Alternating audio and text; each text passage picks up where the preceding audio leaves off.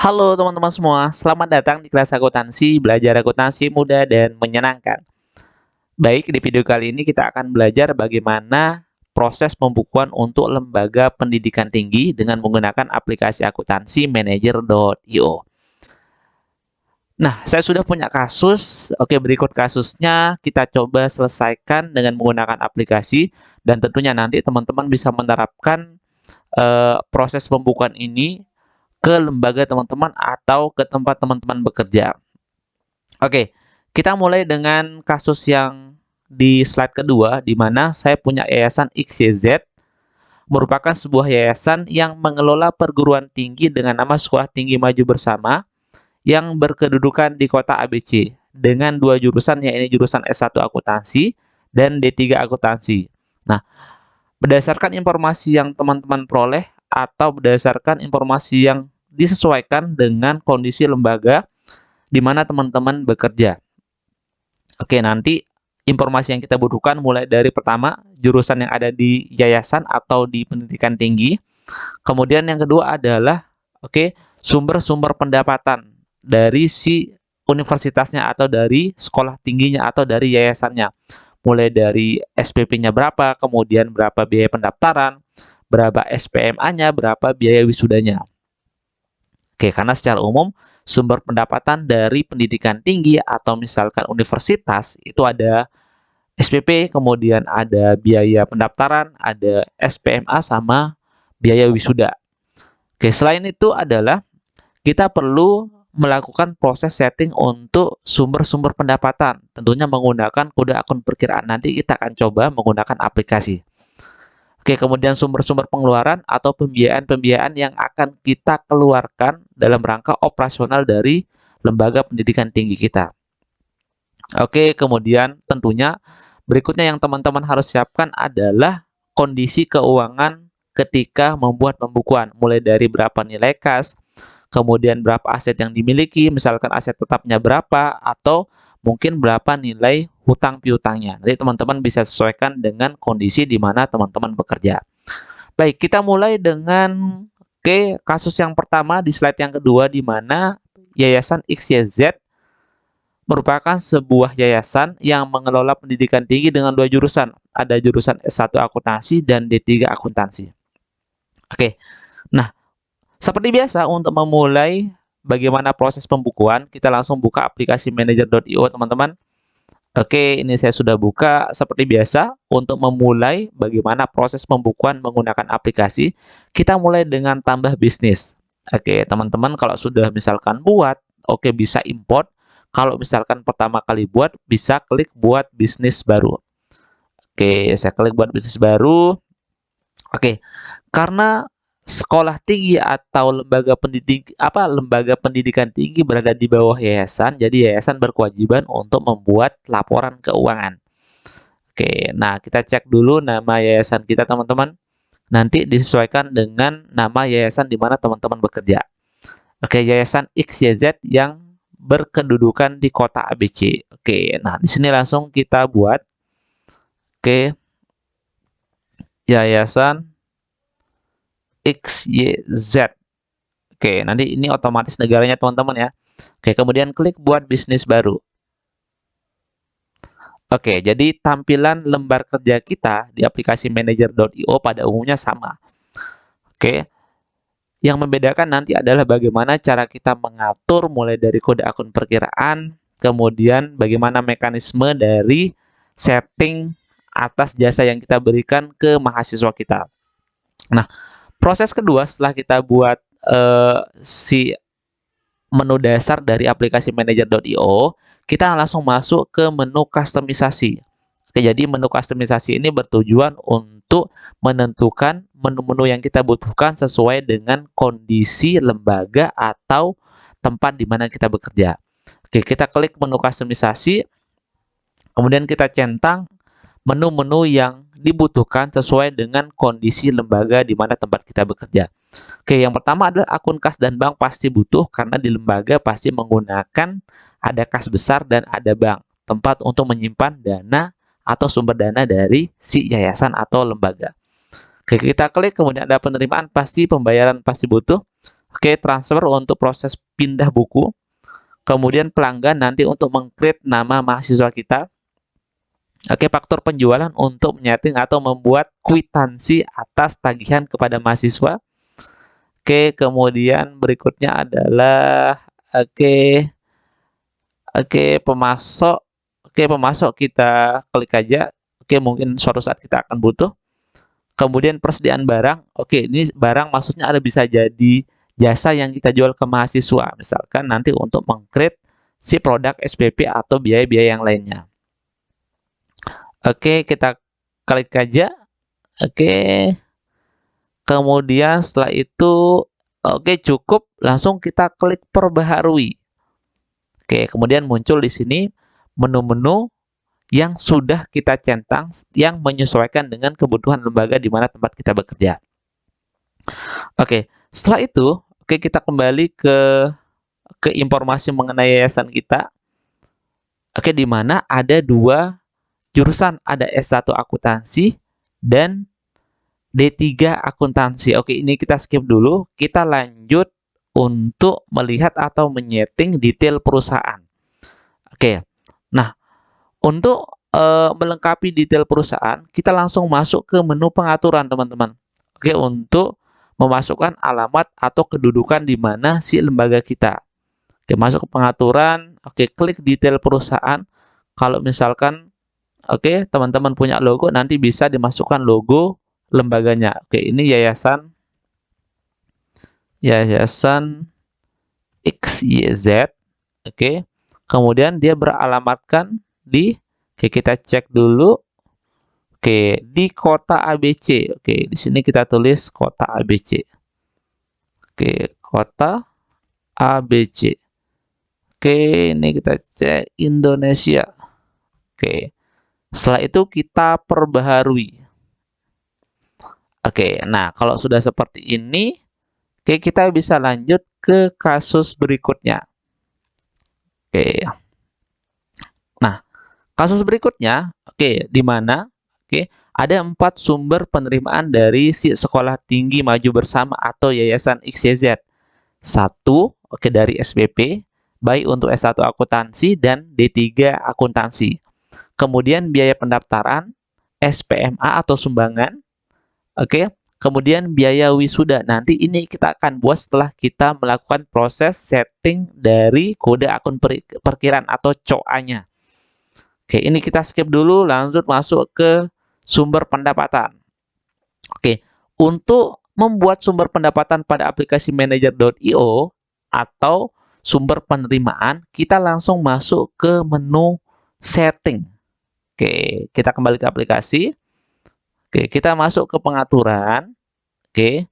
Kemudian di sini ada kode akun perkiraan. Ini untuk meng-create sumber pendapatan dari si lembaga atau si yayasan. Oke, kita masuk ke kode akun perkiraan.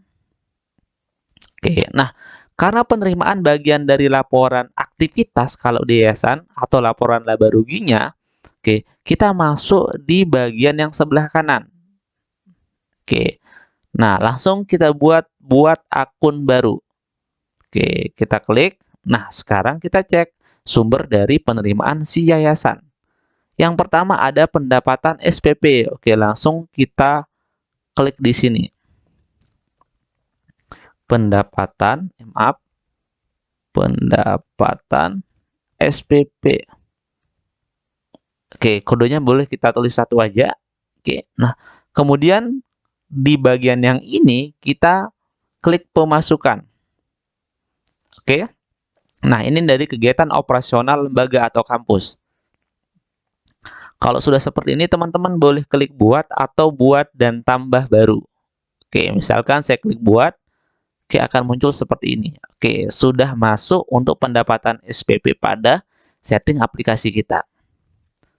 Oke, karena kita tadi punya beberapa sumber pendapatan, oke, kita cek lagi. Ada pendapatan dari SPMA. Oke, pembayaran yang dilakukan sekali oleh si mahasiswa ketika masuk di perguruan tinggi atau di kampus. Oke, pendapatan SPMA sama, kita klik oke buat akun baru. Oke, di sini pendapatan SPMA. Oke, ini kita kasih kode 2 saja. Oke, ini bagian dari pemasukan. Nah, karena tadi sudah saya klik buat, saya coba untuk klik buat dan tambah baru. Untuk mempermudah dan mempercepat proses kerja kita. Oke, buat dan tambah baru. Oke, kalau sudah seperti ini, kita cek lagi sumber pendapatan atau pemasukan kita. Oke, ada pendapatan registrasi mahasiswa baru. Oke, ini kita kembali ke aplikasi. Oke, di sini pendapatan registrasi mahasiswa baru. Oke, ini kita kasih nomor 3. Oke, ini sumber dari pemasukan kita di lembaga. Oke, kita klik buat dan tambah baru. Oke, nah kita cek lagi berikutnya.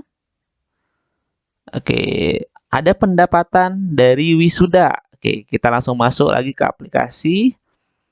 Oke, pendapatan wisuda. Oke, ini kita kasih nomor 4. Oke, ini sumber dari pemasukan kita. Kita klik buat dan tambah baru. Oke, yang terakhir kemudian sumber dari pendapatan kita adalah pendapatan di luar usaha. Misalkan kampus punya usaha selain dari yang lembaga pendidikan atau dari sumber utamanya yaitu pendidikan. Misalkan punya fotokopi, yaitu sumber pendapatan di luar usaha. Oke, sumber pendapatan lain di luar usaha. Oke, kita buat di sini. Kembali ke aplikasi pendapatan di luar usaha. Oke, kita klik nomor 5. Oke, ini bagian dari pemasukan. Tinggal kita buat dan tambah baru. Oke, kalau kita kembali ke kode akun perkiraan, nah sekarang kita sudah punya nih, oke, sumber-sumber pendapatan yang dimiliki oleh si lembaga atau oleh si kampus. Oke, nah untuk mengurutkan berdasarkan nomor, kita klik aja yang ada tanda panah yang mengarah ke atas dan ke bawah. Kita klik. Oke, kemudian kita urutkan. Oke, 1 dari SPP. Oke, yang kedua dari SPMA. Yang ketiga dari registrasi mahasiswa baru. Maaf, SPMA dulu ya. Oke, registrasi mahasiswa baru. Kemudian yang keempat, pendapatan dari wisuda. Yang terakhir dari pendapatan di luar usaha. Kalau sudah seperti ini, kita klik perbaharui. Oke, kemudian akan berurutan sesuai dengan kode yang kita buat tadi ketika membuat membuat perkiraan dari sumber pemasukan kita. Oke, kalau sudah seperti ini, kita cek lagi. Oke, sudah sesuai dengan yang ada pada slide yang tadi, sumber penerimaan dari si lembaga. Nah, kalau sudah seperti ini, maka kita bisa lanjut untuk menyeting aplikasi. Sekarang kita cek sumber pengeluaran. Ada gaji, kemudian ada perlengkapan, ada kendaraan bermotor, sama ada biaya tridharma perguruan tinggi. Nah, karena sifatnya dari perguruan tinggi adalah untuk melaksanakan kegiatan tridharma, mulai dari pendidikan atau pengajaran, kemudian berikutnya ada pengeluaran untuk penelitian, dan untuk pengabdian kepada masyarakat. Jadi itu termasuk ke dalam biaya tridharma perguruan tinggi. Mungkin nanti ketika lembaga melakukan atau mengeluarkan biaya untuk penelitian akan masuk ke biaya tridharma perguruan tinggi. Atau misalkan untuk pengabdian kepada masyarakat. Nah, setelah tadi kita membuat sumber pemasukan kita, sekarang kita buat untuk sumber pengeluaran kita. Oke, untuk mencatat semua pengeluaran yang berkaitan dengan operasional dari si lembaga pendidikan tinggi. Caranya bagaimana? Oke, kita langsung masuk ke aplikasi, sama dengan yang tadi. Oke, kemudian kita klik pengaturan. Oke, klik kode akun perkiraan. Nah, di bagian yang ini tinggal klik buat akun baru. Oke, nah kita kembali ke sini lagi. Oke, kita cek sumber pengeluaran kita, biaya gaji, honorer, dan tunjangan. Oke, kita kembali ke sini. Biaya gaji, honorer, dan tunjangan. Oke, kita kasih kode 1 boleh, atau misalkan teman-teman malas ngasih kode, kosongkan aja. Oke, kita klik di sini. Ini adalah sumber dari pengeluaran kita. Oke, nah Kalau sudah seperti ini, klik buat dan tambah baru. Oke, untuk mempercepat proses kerja kita. Selain dari gaji, sumber pengeluaran berikutnya adalah biaya perlengkapan. Oke, kita kembali ke aplikasi, kemudian di sini ada biaya perlengkapan. Oke, kemudian ini bagian apa? Bagian dari pengeluaran kita. Oke, klik kemudian buat dan tambah baru. Oke, kita cek lagi sumber pengeluaran dari lembaga kita. Ada biaya kendaraan bermotor. Oke, kita kembali ke sini misalkan beli bensin atau misalkan perbaikan kendaraan bermotor. Oke, biaya kendaraan bermotor. Oke, ini bagian dari pengeluaran kita. Kemudian buat dan tambah baru. Oke, kita kembali lagi ke slide. Oke, nah yang terakhir adalah biaya Tridharma perguruan tinggi. Ini untuk kegiatan penelitian dan pengabdian, teman-teman ya. Oke, kita kembali ke aplikasi. Di sini adalah biaya Tridharma perguruan tinggi. Oke, ini bagian dari pengeluaran kita. Tinggal kita klik buat dan tambah baru. Nah, karena sudah selesai, kita cek ke kode akun perkiraan. Oke, nah di sini sudah masuk untuk biaya-biaya yang tadi sudah kita create. Oke, ada honorer di bagian yang ini. Oke, dan jenis-jenis biaya yang sudah kita buat tadi. Oke, nah kita kembali ke ringkasan. Kita coba kasus cek lagi berikutnya. Oke, nah kemudian ini kondisi keuangan ketika kita buat pembukuan. Ternyata setelah kita cek, ada nilai kas di perguruan tinggi kita senilai 4M. Kemudian perlengkapan nilainya 5 juta. Kemudian kita perlu membuat akun tambahan untuk modal. Oke, nah sebelum kita ke sini, kita cek dulu di sini adalah sumber dari penerimaan kita tadi ada SPP, SPMA, ada biaya wisuda, sama yang terakhir adalah biaya pendaftaran. Nah, sebelum kita masuk atau menambahkan untuk akun modal dan menambah nilai kas serta perlengkapan yang ada di kasus berikutnya, kita akan buat dulu produk yang kita jual ke mahasiswa. Oke, misalkan. Oke, kita kembali ke sini. Oke, ke aplikasi teman-teman. Oke, nah untuk membuat jasa yang kita jual ke mahasiswa, oke misalkan untuk jasa pendidikan S1 akuntansi dia harus bayar SPP berapa, dia harus bayar wisuda berapa. Nah, nanti kita buat dulu di sini di bagian faktur, di bagian persediaan barang. Jadi ini jasa yang kita jual. Oke. Yang pertama untuk SPP S1 akuntansi. Oke.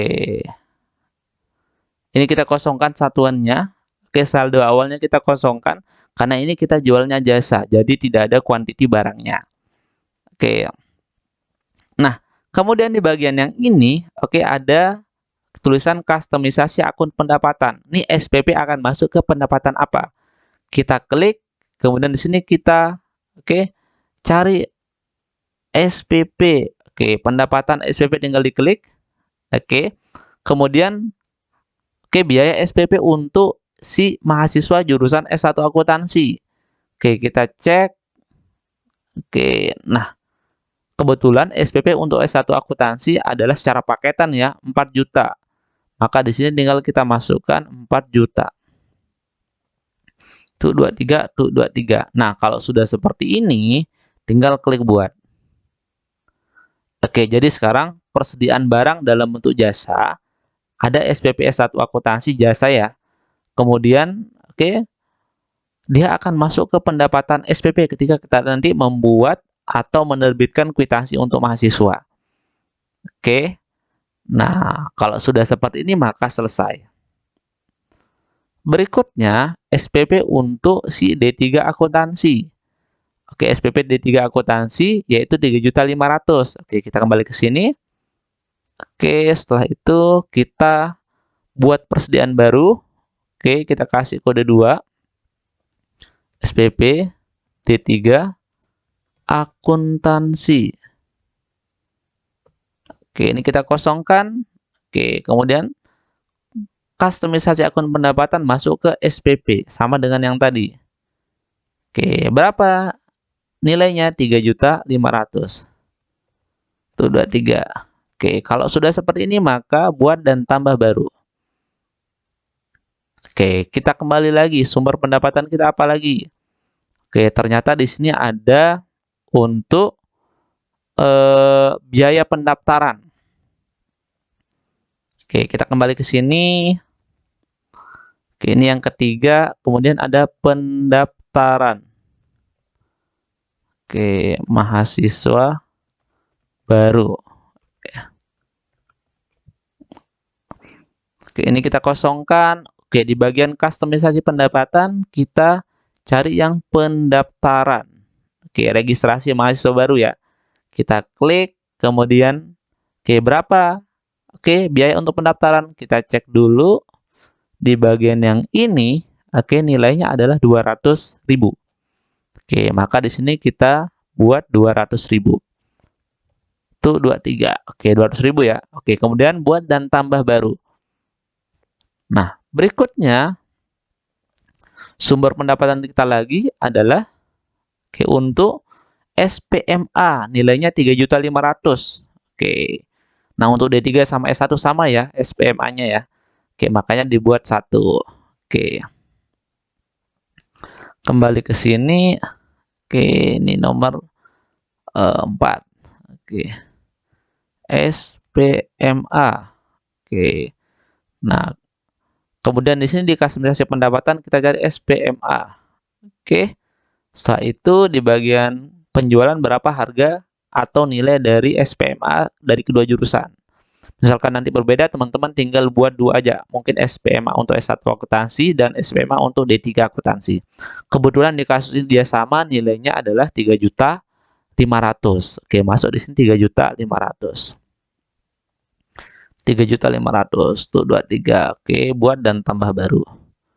Nah, yang terakhir untuk biaya wisuda. Oke, biaya wisuda 2 juta. Oke, kemudian di sini kembali ke aplikasi. Oke, ini nomor 5. Oke, wisuda. Oke, ini kita kosongkan. Ini kita cek. Oke, kustomisasi untuk wisuda. Oke, kemudian berapa biayanya? Oke, kita cek. Oke, biayanya adalah 2 juta. Masukkan ke sini. Oke, kemudian di sini 2 juta. Tuh 23, tuh 23. Nah, kalau sudah seperti ini, maka selesai teman-teman. Oke, untuk kasus di bagian sumber pendapatan dari si lembaga atau dari si yayasan. Nah, setelah itu, oke, ini sudah selesai, ini selesai. Kemudian kita create untuk mahasiswanya. Ada Adi, ada Budi, ada Yana, sama ada Dadi. Oke, Adi dan Budi jurusan S1 akuntansi, Yana dan Dadi jurusan D3 akuntansi. Dan ini akan mempengaruhi ketika kita membuat kwitansi pembayaran bagi setiap mahasiswa. Oke, bagaimana caranya? Oke, kita kembali ke aplikasi. Oke, nah kita cek di bagian pelanggan. Oke, untuk meng-create si mahasiswanya. Oke, kita kembali ke sini. Nah, klik si pelanggan. Kemudian buat pelanggan baru, karena mahasiswa secara bisnis itu adalah bagian dari pelanggan kita. Karena mahasiswa adalah sumber pendapatan bagi lembaga atau bagi yayasan. Oke, kemudian buat pelanggan baru. Oke. Nah, misalkan kita mulai dari jurusan S1 akuntansi. Adi. Oke, kita kasih kode, nanti teman-teman bisa di bagian yang ini. Oke, ini Adi. Oke, di bagian kode ini teman-teman bisa tulis NIM-nya. NIM mahasiswa, misalkan NIM-nya adalah 123. Oke, nah nanti di sini bisa dituliskan alamat Adi, kemudian alamat penagihan Adi, bisa emailnya si Adi. Oke, nah kalau sudah seperti ini, selesai, tinggal kita klik buat dan tambah baru. Atau boleh klik buat. Oke, nah kita coba klik buat dulu. Oke, sudah selesai. Nah, berikutnya, oke, sama dengan yang tadi, masuk ke pelanggan, oke, buat pelanggan baru, oke, kita cek nama berikutnya. Nama berikutnya adalah Budi, S1 akuntansi juga. Oke, kita klik Budi. Oke, 124. Misalkan NIM-nya 124 ya. Oke, misalkan ada emailnya boleh ditambahkan, saya klik buat dan tambah baru. Oke, berikutnya ada Yana, jurusan D3 akuntansi. Oke, kita kembali ke sini. Oke, Yana. Oke, kita D3 misalkan ya. NIM-nya D3 123. Oke, kalau sudah seperti ini kita klik buat dan tambah baru. Oke, nah kita cek untuk berikutnya ada Dadi, D3 akuntansi. Oke, kita kembali ke sini, ke bagian pelanggan. Di sini ada Dadi. Dadi D3 124, misalkan NIM-nya ya. Oke, kemudian klik buat. Nah, sekarang di bagian pelanggan kita sudah punya 4 yang tadi. Ini berdasarkan dari informasi yang ada di kampus atau di lembaga teman-teman. Nah, setelah tadi sudah selesai, oke, kita kembali lagi untuk menyeting nilai keadaan keuangan saat ini. Oke, bagian ini sudah selesai, ini sudah selesai, ini sudah selesai, oke, ini selesai, kemudian ini yang terakhir. Oke, di mana ketika kita akan memasukkan nilai kas dari sebuah lembaga. Oke, nah caranya bagaimana? Oke, sebentar. Nah, untuk memasukkan nilai kas dan perlengkapan serta menambah akun modal, oke, kita kembali ke aplikasi. Oke, kita ke aplikasi dulu teman-teman.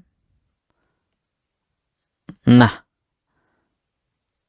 oke, sebelum kita masukkan nilai kas yang 4M dan perlengkapan 5 juta, kita buat dulu akun kas dan bank. Oke, di bagian yang ini ya. Oke, klik akun kas dan bank, kemudian buat akun bank atau kas baru. Oke, nah misalkan ini nilainya di kas kita.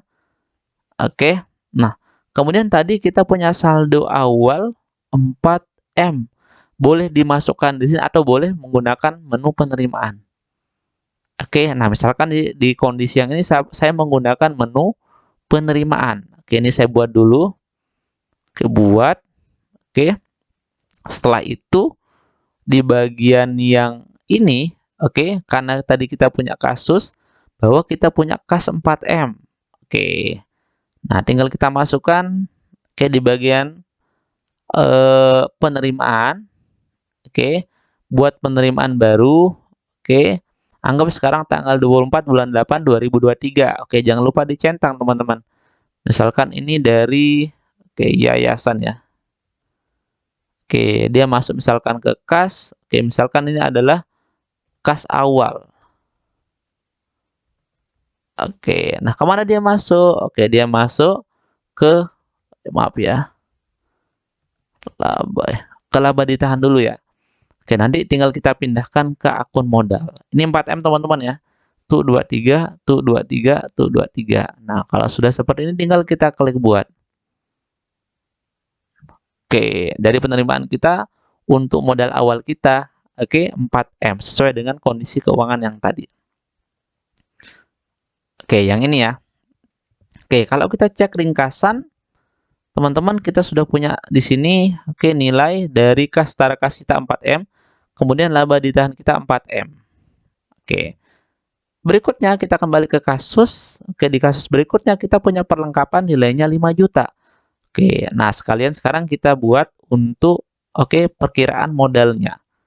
Oke, kita kembali ke aplikasi, kemudian oke kita masuk ke pengaturan. Oke, kita buat kode akun perkiraan. Nah, di sini kita sekarang karena perlengkapan bagian dari neraca, maka atau bagian dari laporan posisi keuangan, kita klik di bagian kiri. Oke, buat akun baru. Oke, kemudian di sini saya kasih nilai perlengkapan. Oke, perlengkapan ini bagian dari aset. Oke, dia punya saldo normal di debit. Oke, nilainya adalah 5 juta. Tuh 23, tuh 23. Nah, kalau sudah seperti ini tinggal kita buat. Nah, kalau kita kembali ke ringkasan, oke, sekarang kita punya total aset 4M 5 juta. Oke, dengan ekuitas 4M 5 juta. Nah, karena di sini masih tertahan pada laba ditahan, oke, ini perlu kita karena ini adalah modal awal kita yang 4M 5 juta, kita akan pindahkan dari laba ditahan ke akun modal. Nah, sebelum kita pindahkan ke akun modal, kita masuk ke menu pengaturan untuk membuat kode akun perkiraan si modalnya. Kita klik, kode akun perkiraan, kemudian klik buat akun baru. Nah, di sini ada modal. Modal itu bagian dari ekuitas. Dia punya saldo normal di kredit. Nah, kalau sudah seperti ini, kita klik buat. Nah, berikutnya tinggal kita pindahkan dari nilai yang laba ditahan tadi ke akun modal yang 4M 5 juta. Caranya bagaimana? Oke, kita masuk ke menu penjurnalan. Oke, buat entry jurnal baru. Oke, misalkan sekarang tanggal 23. Oke, jangan lupa dicentang. Di sini kita kasih keterangan penyesuaian awal. Oke. Nah, sekarang kita cek laba ditahan. Oke. Oke. Nah, laba ditahan di sini. Oke. Karena ekuitas berkurang, posisinya di debit. Berapa nilai yang berkurang? Karena yang akan kita pindahkan 4M 5 juta. Oke, 4, tuh 25. Oke, tuh 23, tuh 23. Oke, kita akan pindahkan ke modal. Modal atau ekuitas ketika akan bertambah posisinya di kredit. Karena dia bagian dari akun sebelah kanan sama dengan. Oke, berapa itu? Oke, 4M 5 juta. Kita copy aja, kita paste sini. Kalau sudah seperti ini, kita coba klik buat. Nah, sekarang sudah pindah tuh. Nilai yang awalnya tadi di laba ditahan pindah ke modal. Kalau kita cek ringkasan, di sini akan terlihat bahwa sekarang kita punya modal awal, yaitu 4M 5 juta berdasarkan kondisi keuangan yang ada pada lembaga atau kampus kita. Nah, kalau sudah seperti ini, maka nanti kita siap untuk mencatat setiap transaksi yang terjadi berdasarkan kondisi lembaga atau transaksi yang terjadi di lembaga teman-teman yang dimana tempat teman-teman bekerja. Oke. Nah, untuk kasus di pendidikan tinggi ini sudah selesai untuk bagian yang satunya. Kita lanjut di bagian yang kedua untuk mencatat bagaimana ketika mahasiswa bayar SPP, ketika kita mengeluarkan biaya-biaya untuk tridharma dan jenis-jenis yang lainnya. Kita lanjut di part 2, teman-teman. Sekian, terima kasih. Jangan lupa like, komen, dan subscribe. Assalamualaikum warahmatullahi wabarakatuh.